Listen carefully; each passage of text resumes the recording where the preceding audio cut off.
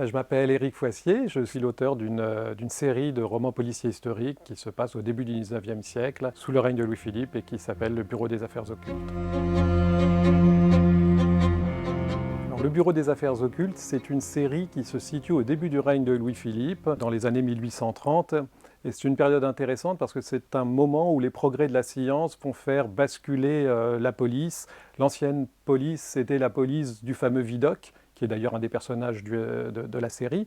C'était la police du flagrant délit. On avait pris un ancien bagnard pour diriger la brigade de sûreté parce qu'il connaissait le milieu, il pouvait l'infiltrer et du coup prendre les gens en flagrant délit. Et puis, au début du règne de Louis-Philippe, la science va permettre de basculer dans la police de la preuve. Et mon jeune héros, qui est inspecteur de police, l'inspecteur Valentin Verne, a une formation de scientifique et justement va mettre à profit ses connaissances pour développer des enquêtes d'un point de vue plus rationnel et en recueillant des preuves à partir des autopsies, des indices laissés sur place par les coupables.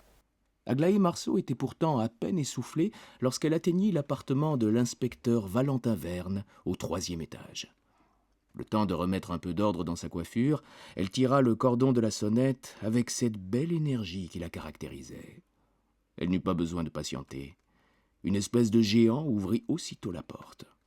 Donc cette troisième enquête de Valentin, Les Nuits de la Peur Bleue, se situe à une période bien particulière. On est au printemps 1832, à un moment où Paris en fait subit une terrible épidémie de choléra. Donc c'est un Paris crépusculaire où la peur petit à petit s'installe parce qu'on ne sait rien de cette maladie à l'époque. « Ah, c'est vous, mademoiselle Aglaé !» s'exclama le portier, dont la face s'éclaira pour afficher l'indulgence d'un vieux papa gâteux.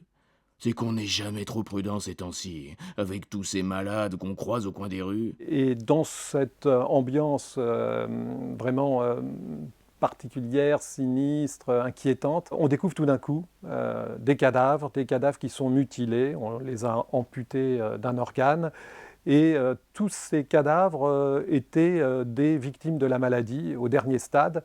Et donc l'inspecteur Valentin Verne va devoir découvrir non seulement qui est à l'origine de ces meurtres horribles, mais surtout pourquoi on en vient à tuer des presque moribonds.